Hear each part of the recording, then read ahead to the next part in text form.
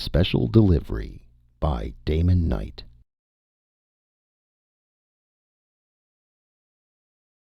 All Len had to hear was the old gag.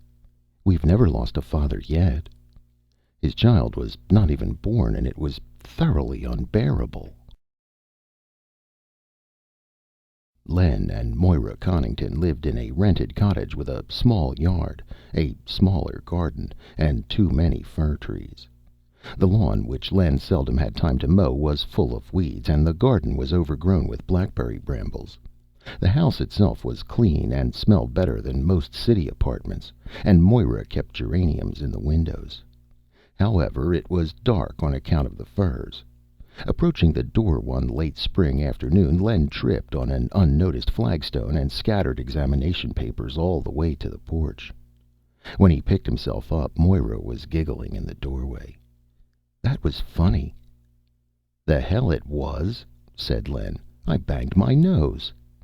He picked up his chemistry B papers in a stiff silence. A red drop fell on the last one. "Damn it." Moira held the screen door for him, looking contrite and faintly surprised. She followed him into the bathroom. "Len, I didn't mean to laugh. Does it hurt much?"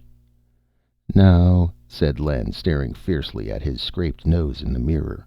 It was throbbing like a gong. "That's good. It was the funniest thing. I mean, funny peculiar," she clarified hastily. Len stared at her. The whites of her eyes were showing. "Is there anything the matter with you?" he demanded. "I don't know," she said on a rising note. "Nothing like that ever happened to me before. I didn't think it was funny at all. I was worried about you, and I didn't know I was going to laugh." She laughed again, a trifle nervously. "Maybe I'm cracking up." Moira was a dark-haired young woman with a placidly friendly disposition. Len had met her in his senior year at Columbia with, looking at it impartially, which Len seldom did, regrettable results. At present, in her 7th month, she was shaped like a rather bosomy Kewpie doll. Emotional upsets, he remembered, may occur frequently during this period. He leaned to get past her belly and kissed her forgivingly. "You're probably tired. Go sit down. I'll get you some coffee." Except Moira had never had any hysterics till now. Or morning sickness either. She burped instead. And anyhow, was there anything in the literature about fits of giggling? After supper he marked 17 sets of papers desultorily in red pencil, then got up to look for the baby book. There were 4 dog-eared paper-bound volumes with smiling infants' faces on the covers, but the one he wanted wasn't there. He looked behind the bookcase and on the wicker table beside it. "Moira!" "Hmm?" "Where the devil is the other baby book?" "I've got it." Len went and looked over her shoulder. She was staring at a drawing of a fetus lying in a sort of upside-down yoga position inside a cross-sectioned woman's body. "That's what he looks like," she said. "Mama." The diagram was of a fetus at term. "What was that about your mother?" Len asked, puzzled. "Don't be silly," she said abstractedly. He waited, but she didn't look up or turn the page. After a while he went back to his work. He watched her. Eventually she leafed through to the back of the book, read a few pages, and put it down. She lighted a cigarette and immediately put it out again. She fetched up a belch. "That was a good one," said Len admiringly. Moira sighed. Feeling tense, Len picked up his coffee cup and started toward the kitchen. He halted beside Moira's chair. On the side table was her after-dinner cup, still full of coffee, black, scummed with oil droplets, stone cold. "Didn't you want your coffee?" he asked solicitously. She looked at the cup. "I did, but—" She paused and shook her head, looking perplexed. "Well, do you want another cup now?" "Yes, please." "No." Len, who had begun a step, rocked back on his heels. "Which, damn it?" Her face got all swollen. "Oh, Len, I'm so mixed up," she said, and began to tremble. Len felt part of his irritation spilling over into protectiveness. "What you need," he said firmly, "is a drink." He climbed a stepladder to get at the top cabinet shelf which cached their liquor when they had any. Small upstate towns, and their school boards being what they were, this was one of many necessary financial precautions. Inspecting the doleful few fingers of whiskey in the bottle, Len swore under his breath. They couldn't afford a decent supply of booze, or new clothes for Moira. The original idea had been for Len to teach for a year while they saved enough money so that he could go back for his master's degree. More lately, this proving unlikely, they had merely been trying to put aside enough for summer school, and even that was beginning to look like the wildest optimism. High school teachers without seniority weren't supposed to be married. Or graduate physics students, for that matter. He mixed 2 stiff highballs and carried them back into the living room. "Here you are. Skoal." "Ah," she said appreciatively. "That tastes... ugh." She set the glass down and stared at it with her mouth half open. "What's the matter now?" She turned her head carefully, as if she were afraid it would come off. "Len, I don't know. Mama." "That's the second time you've said that. What is this all?" "Said what?" "Mama. Look, kid, if you're..." "I didn't." She appeared a little feverish. "You sure did," said Len reasonably. "Once when you were looking at the baby book, and then again just now after you said to the highball. Speaking of which..." "Mama drink milk," said Moira, speaking with exaggerated clarity. Moira hated milk. Len swallowed half his highball, turned, and went silently into the kitchen. When he came back with the milk, Moira looked at it as if it contained a snake. "Len, I didn't say that." "Okay." "I didn't. I didn't say Mama, and I didn't say that about the milk." Her voice quavered. "And I didn't laugh at you when you fell down." Len tried to be patient. "It was somebody else." "It was." She looked down at her gingham-covered bulge. You won't believe me. Put your hand there. No, a little lower." Under the cloth, her flesh was warm and solid against his palm. "Kicks?" he inquired. "Not yet. Now," she said in a strained voice. "You in there, if you want your milk, kick 3 times." Len opened his mouth and shut it again. Under his hand were 3 explicit kicks, one after the other. Moira closed her eyes, held her breath, and drank the milk down in one long, horrid gulp. "Once in a great while," Moira read, "cell cleavage will not have followed the ordinary pattern that produces a normal baby. In these rare cases, some parts of the body will develop excessively, while others do not develop at all. This disorderly cell growth, which is strikingly similar to the wild cell growth that we know as cancer." Her shoulders moved convulsively in a shudder. "Blah." "Why do you keep reading that stuff if it makes you feel that way?" "I have to," she said absently. She picked up another book from the stack. "There's a page missing." Len attacked the last of his medium-boiled egg in a noncommittal manner. "It's a wonder it held together this long," he said, which was perfectly just. The book had had something spilled on it, partially dissolving the glue, and was in an advanced state of anarchy. However, the fact was that Len had torn out the page in question 4 nights ago, after reading it carefully. The topic was psychoses in pregnancy. Moira had now decided that the baby was male, that his name was Leonardo, not referring to Len, but to Da Vinci, that he had informed her of these things along with a good many others, that he was keeping her from her favorite foods and making her eat things she detested, like liver and tripe, and that she had to read books of his choice all day long in order to keep him from kicking. It was miserably hot. With commencement only 2 weeks away, Len's students were torpid and galvanic by turns. Then there was the matter of his contract for next year, and the possible opening at Oster High, which would mean more money, and the parent-teachers thing tonight, at which Superintendent Greer and his wife would be regally present. Moira was knee-deep in Volume 1 of Der Untergang des Abendlandes. Moving her lips, an occasional guttural escaped her. Len cleared his throat. Moi? Und also des Tragische. What in God's name does he mean by that? What, Len? He made an irritated noise. Why not try the English edition? Leo wants to learn German. What were you going to say? Len closed his eyes for a moment. About this PTA business. You sure you want to go? Well, of course it's pretty important, isn't it? Unless you think I look too sloppy. No, damn it. But are you feeling up to it? There were faint violet crescents under Moira's eyes. She had been sleeping badly. Sure, she said. All right. Then you'll go see the doctor tomorrow? I said I would. And you won't say anything about Leo to Mrs. Greer or anybody? She looked slightly embarrassed. Not till he's born, I think, don't you? It would be an awfully hard thing to prove. Even you wouldn't have believed me if you hadn't felt him kick. The experiment had not been repeated, though Len had asked often enough.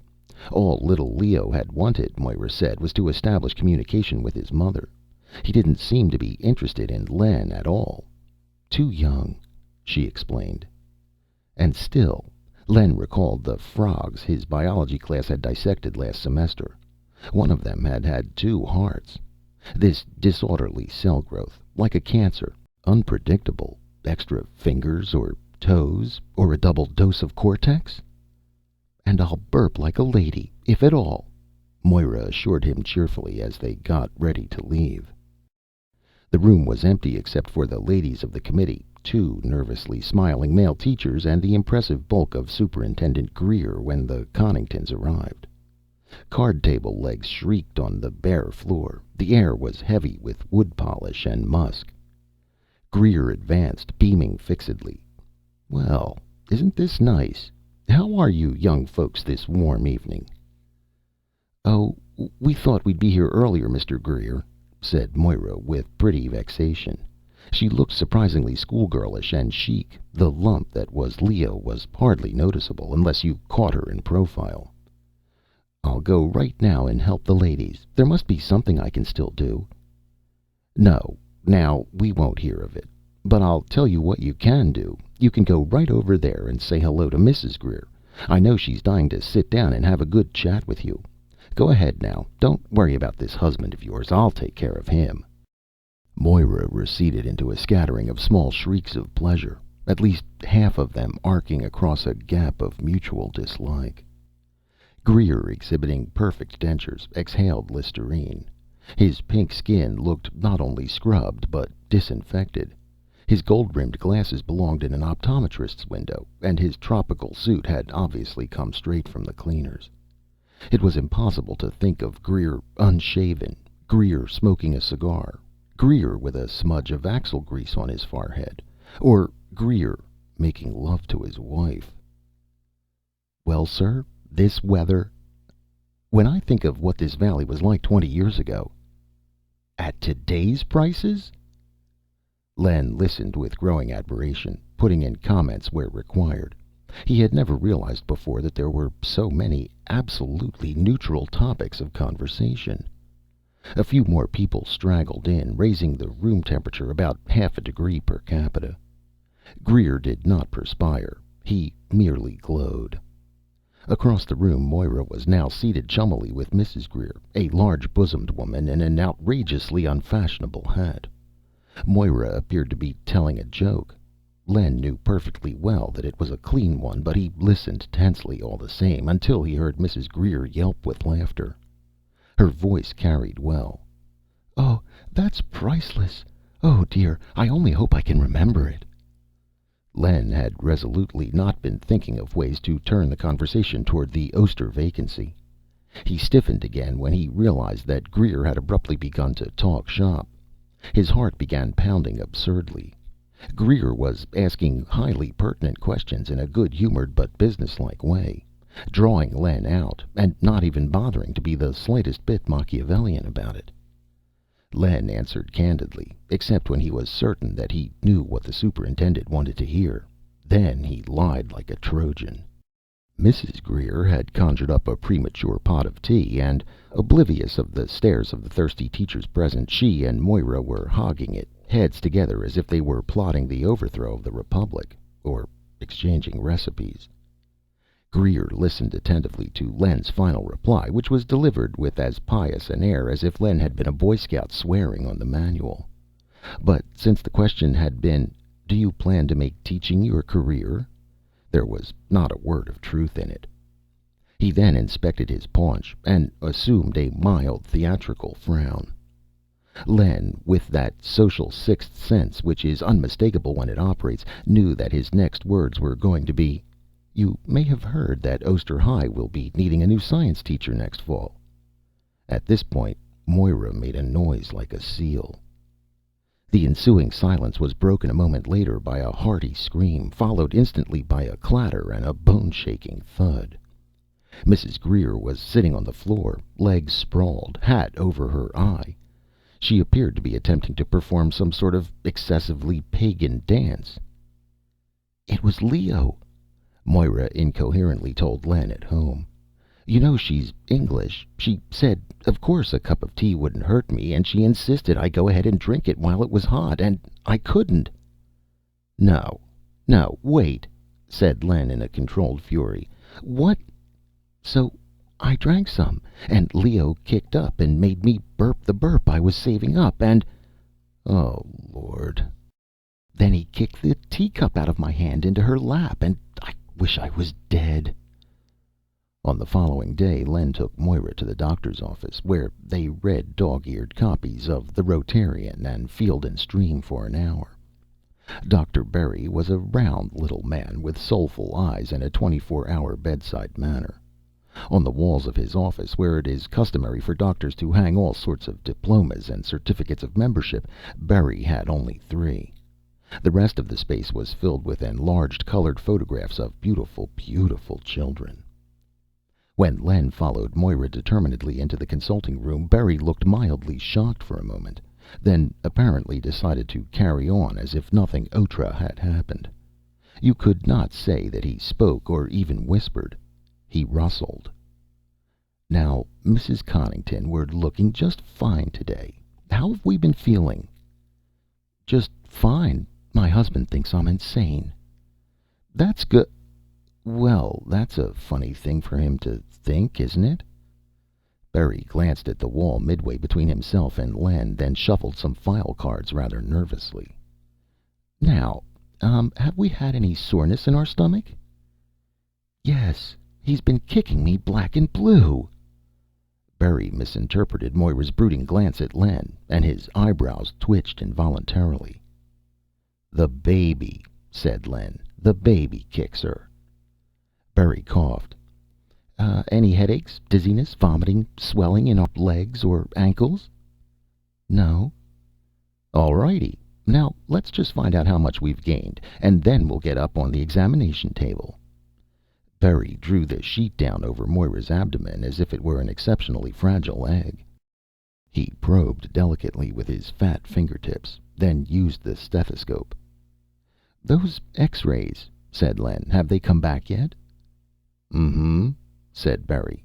"Yes, they have." He moved the stethoscope and listened again. "Did they show anything unusual?" Len asked. Berry's eyebrows twitched a polite question. "We've been having a little argument," Moira said in a strained voice, "about whether this is an ordinary baby or not." Berry took the stethoscope tubes away from his ears. He gazed at Moira like an anxious spaniel. "Now let's not worry about that. We're going to have a perfectly healthy, wonderful baby, and if anybody tells us differently, why, we'll just tell them to go jump in the lake, won't we?" "The baby is absolutely normal?" Len said in a marked manner. "Absolutely." Berry applied the stethoscope again. His face blanched. "What's the matter?" Len asked after a moment. The doctor's gaze was fixed and glassy. "Vagitus uterinus," Berry muttered. He pulled the stethoscope off abruptly and stared at it. No, of course it couldn't be. Now, isn't that a nuisance? We seem to be picking up a radio broadcast with our little stethoscope here. I'll just go and get another instrument. Moira and Len exchanged glances. Moira's was almost excessively bland. Berry confidently came in with a new stethoscope, put the diaphragm against Moira's belly, listened for an instant, and twitched once all over, as if his mainspring had snapped. Visibly jangling, he stepped away from the table. His jaw worked several times before any sound came out. "Excuse me," he said, and walked out in an uneven line. Len snatched up the instrument he had dropped. Like a bell, ringing underwater, muffled but clear, a tiny voice was shouting, "You bladder-headed pill-pusher, you bedside vacuum, you fifth-rate tree surgeon, you inflated—" A pause. "Is that you, Connington? Get off the line. I haven't finished with Dr. Bedpan yet." Moira smiled like a Buddha-shaped bomb. "Well?" she said. "We've got to think," Len kept saying over and over. "You've got to think." Moira was combing her hair, snapping the comb smartly at the end of each stroke. "I've had plenty of time to think ever since it happened. When you catch up—" Len flung his tie at the carved wooden pineapple on the corner of the footboard. "Moy, be reasonable. The chances against the kid kicking 3 times in any 1-minute period are only about 1 in 100. The chances against anything like—" Moira grunted and stiffened for a moment. Then she cocked her head to one side with a listening expression, a new mannerism of hers that was beginning to send intangible snakes crawling up Len's spine. "What now?" he asked sharply. "He says to keep our voices down. He's thinking." Len's fingers clenched convulsively, and a button flew off his shirt, shaking. He pulled his arms out of the sleeves and dropped the shirt on the floor. "Look, I just want to get this straight. When he talks to you, you don't hear him shouting all the way up past your liver and lights. What?" "You know perfectly well he reads my mind." "That isn't the same as—" Len took a deep breath. "Let's not get off on that. What I want to know is, what is it like? Do you seem to hear a real voice, or do you just know what he's telling you without knowing how you know?" Moira put the comb down in order to think better. "It isn't like hearing a voice. You'd never confuse one with the other. It's more— the nearest I can come to it is, it's like remembering a voice, except that you don't know what's coming." Len picked his tie off the floor and abstractedly began knotting it on his bare chest. "And he sees what you see? He knows what you're thinking? He can hear when people talk to you?" "Of course." "This is tremendous." Len began to blunder around the bedroom, not looking at where he was going. "They thought Macaulay was a genius. This kid isn't even born. I heard him. He was cussing Berry out like Monty Woolley."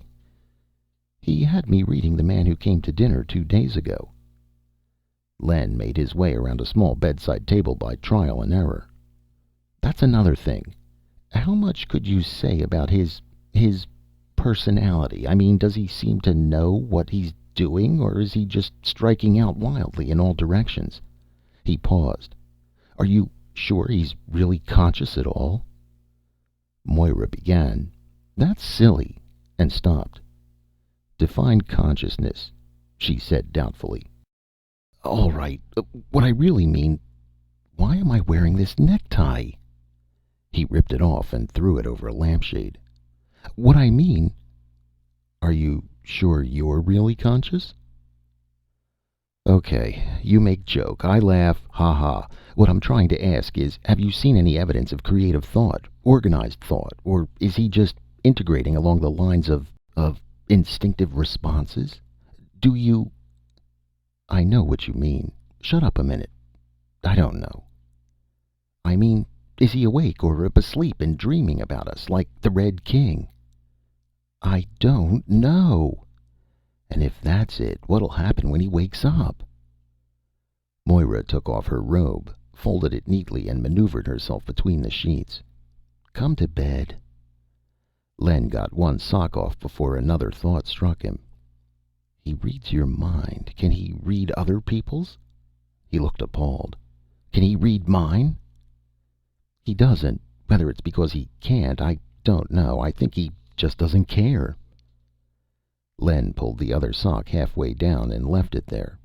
In a stiffer tone, he said, "One of the things he doesn't care about is whether I have a job." "No, he thought it was funny. I wanted to sink through the floor, but I had all I could do to keep from laughing when she fell down. Len, what are we going to do?" He swiveled around and looked at her. "Look," he said, I didn't mean to sound that gloomy. We'll do something. We'll fix it. Really." "I hope so." Careful of his elbows and knees, Len climbed into the bed beside her. "Okay now?" Ugh." Moira tried to sit up suddenly and almost made it. She wound up propped on one elbow and said indignantly, "Oh, no." Len stared at her in the dimness. "What?" She grunted again. "Len, get up." All right. Len, hurry." Len fought his way convulsively past the treacherous sheet and staggered up, goose-pimpled and tense. "What's wrong?" "You'll have to sleep on the couch. The sheets are in the bottom." "On the couch? Are you crazy?" "I can't help it," she said in a small, faint voice. "Please don't let's argue. You'll just have to." "Why?" "We can't sleep in the same bed," she wailed. "He says it's, oh, unhygienic." Len's contract was not renewed. He got a job waiting on tables in a resort hotel, an occupation which pays more money than teaching future citizens the rudiments of 3 basic sciences, but for which Len had no aptitude. He lasted 3 days at it. He was then idle for a week and a half until his 4 years of college physics earned him employment as a clerk in an electrical shop. His employer was a cheerfully aggressive man who assured Len that there were great opportunities in radio and television, and firmly believed that the atom bomb tests were causing all the bad weather. Moira, in her 8th month, walked to the county library every day and trundled a load of books home in the perambulator. Little Leo, it appeared, was working his way simultaneously through biology, astrophysics, phrenology, chemical engineering, architecture, Christian Science, psychosomatic medicine, marine law, business management, yoga, crystallography, metaphysics, and modern literature. His domination of Moira's life remained absolute, and his experiments with her regimen continued. One week she ate nothing but nuts and fruit, washed down with distilled water. The next she was on a diet of porterhouse steak, dandelion greens, and hadacol. With the coming of full summer, fortunately few of the high school staff were in evidence. Len met Dr. Berry once on the street. Berry started, twitched, and walked off rapidly in an entirely new direction. The diabolical event was due on or about July 29th. Len crossed off each day on their wall calendar with an emphatic black grease pencil. It would, he supposed, be an uncomfortable thing at best to be the parent of a super prodigy. Leo would no doubt be dictator of the world by the time he was 15, unless he would be assassinated first, but almost anything would be a fair price for getting Leo out of his maternal fortress. Then there was the day that Len came home to find Moira weeping over the typewriter with a half-inch stack of manuscript beside her. "It isn't anything. I'm just tired. He started this after lunch. Look." Len turned the face-down sheaf the right way up. Droning, abrasing, the demiurge. Higher begrims the tail. Eyes undotted, grueling, and looking, turns off. Alarm, seizes clothes, stewed beardly a wretch. Pence therefore shoes we, pons. Let the pants take air of them souls. The first 3 sheets were all like that. The 4th was a perfectly good Petrarchian sonnet, reviling the current administration and the political party of which Len was a Registration Day member. The 5th was hand-lettered in the Cyrillic alphabet and illustrated with geometric diagrams. Len put it down and stared shakily at Moira. "No, go on," she said. "Read the rest." The 6th and 7th were obscene limericks. and the eighth, ninth, and so on to the end of the stack were what looked like the first chapters of a rattling good historical adventure novel. Its chief characters were Cyrus the Great, his jaunty bosomed daughter Ligeia, of whom Len had never previously heard, and a one-armed Graeco-Mede adventurer named Xanthes. There were also courtesans, spies, apparitions, scullery slaves, oracles, cutthroats, lepers, priests, and men-at-arms in magnificent profusion. "He's decided," said Moira, "what he wants to be when he's born." Leo refused to be bothered with mundane details. When there were 80 pages of the manuscript, it was Moira who invented a title and byline for it: "The Virgin of Persepolis," by Leon Len, and mailed it off to a literary agent in New York. His response a week later was cautiously enthusiastic. He asked for an outline of the remainder of the novel. Moira replied that this was impossible, trying to sound as unworldly and impenetrably artistic as she could. She enclosed the 30-odd pages Leo had turned out through her in the meantime. Nothing was heard from the agent for 2 weeks. At the end of this time, Moira received an astonishing document, exquisitely printed and bound in imitation leather. 32 pages, including the index, containing 3 times as many clauses as a lease. This turned out to be a book contract. With it came the agent's check for $900. Len tilted his mop handle against the wall and straightened carefully, conscious of every individual gritty muscle in his back. How did women do housework every day, 7 days a week, 52 goddamn weeks a year? It was a little cooler now that the sun was down, and he was working stripped to the shorts and bath slippers, but he might as well have been wearing an overcoat in a Turkish bath. The faint whisper of Moira's monstrous new electrical typewriter stopped, leaving a fainter hum. Len went into the living room and sagged on one arm of a chair. Moira, gleaming sweatily in a flowered housecoat, was lighting a cigarette. "How's it going?" he asked, hoping for an answer. He hadn't always received one. She switched off the machine wearily. "Page 289. Xanthes killed in Axenander." "Thought he would. How about Ganesh and Zeuxias?" "I don't know." She frowned. "I can't figure it out. You know who it was that raped Mary Ann in the garden?" "No. Who?" "Ganesh." "You're kidding." "Nope." She pointed to the stack of typescript. "See for yourself." Len didn't move. "But Ganesh was in Lydia buying back the sapphire. He didn't return till—" I know, but he wasn't. That was Zeuxias in a putty nose with his beard dyed. It's all perfectly logical the way Leo explains it. Zeuxias overheard Ganesh talking to the 3 Mongols. You remember? Ganesh thought there was somebody behind the curtain, only that was when they heard Ligeia scream, and while their backs were turned.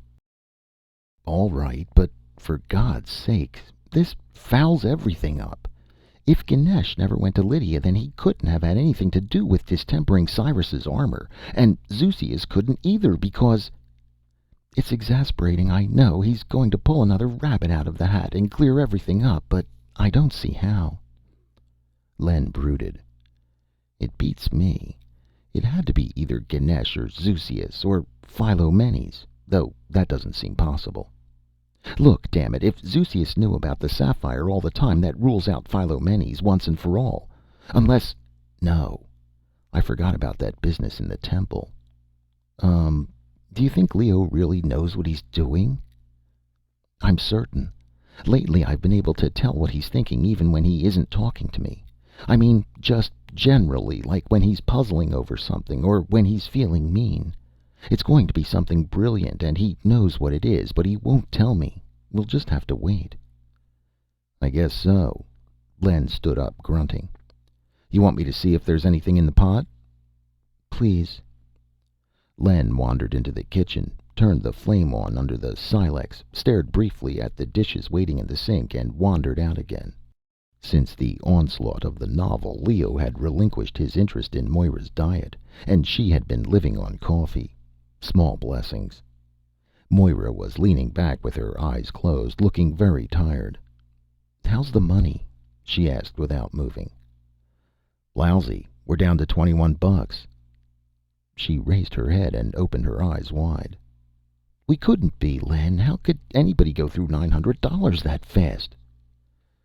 "Typewriter, then the dictaphone that Leo thought he wanted till about half an hour after it was paid for.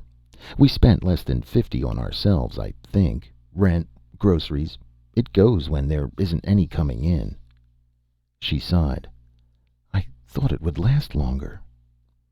"So did I. If he doesn't finish this thing in a few days, I'll have to go look for work again." "Oh, that isn't so good. How am I going to take care of the house and do Leo's writing for him?" "I know, but—" "All right. If it works out, fine. If it doesn't, he must be near the end by now." She stubbed out her cigarette abruptly and sat up, hands over the keyboard. "He's getting ready again. See about that coffee, will you? I'm half dead." Len poured 2 cups and carried them in. Moira was still sitting poised in front of the typewriter with a curious, half-formed expression on her face. Abruptly the carriage whipped over, muttered to itself briefly, and thumped the paper up twice. Then it stopped. Moira's eyes got bigger and rounder. "What's the matter?" said Len. He looked over her shoulder. The last line on the page read, "To be continued in our next." Moira's hands curled into small, helpless fists. After a moment she turned off the machine. "What?" said Len incredulously. "To be continued? What kind of talk is that?" "He says he's bored with the novel," Moira replied dully. "He says he knows the ending, so it's artistically complete. It doesn't matter whether anybody else thinks so or not." She paused. "But he says that isn't the real reason." "Well?"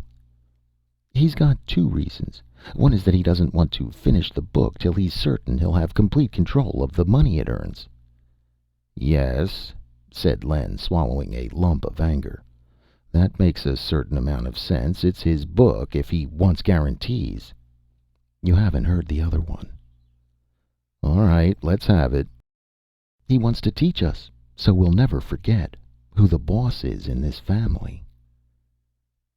"Len, I'm awfully tired," Moira complained piteously late that night. "Let's just go over it once more. There has to be some way. He still isn't talking to you?" "I haven't felt anything from him for the last 20 minutes. I think he's asleep." "All right. Let's suppose he isn't going to listen to reason." "I think we'd better." Len made an incoherent noise. "Well, okay. I still don't see why we can't write the last chapter ourselves. It'd only be a few pages." "Go ahead and try." "Not me. You've done a little writing. Damned good, too. And if you're so sure all the clues are there. Look, if you say you can't do it, all right. We'll hire somebody. A professional writer. It happens all the time. Thorne Smith's last novel." "It wasn't Thorne Smith's, and it wasn't a novel," she said dogmatically. "But it sold. What one writer starts, another can finish." "Nobody ever finished The Mystery of Edwin Drood." "Oh, hell." "Len, it's impossible. It is. Let me finish. If you're thinking we could have somebody rewrite the last part Leo did—" "Yeah, I just thought of that." "Even that wouldn't do any good. You'd have to go all the way back, almost to page 1. It would be another story when you got through. Let's go to bed." "Moy, do you remember when we used to worry about the law of opposites?" "Hmm?"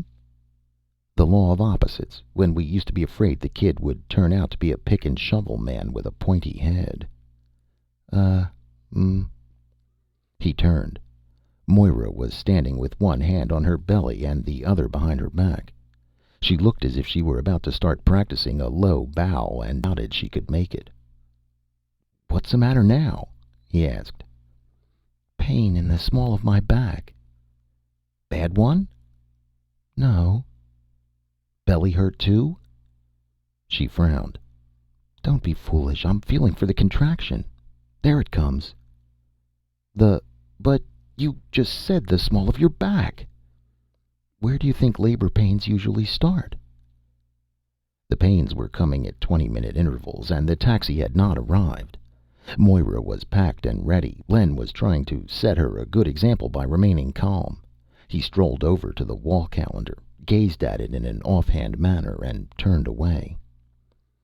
"Len, I know it's only the 15th of July," she said impatiently. "Huh? I didn't say anything about that." "You said it 7 times. Sit down. You're making me nervous."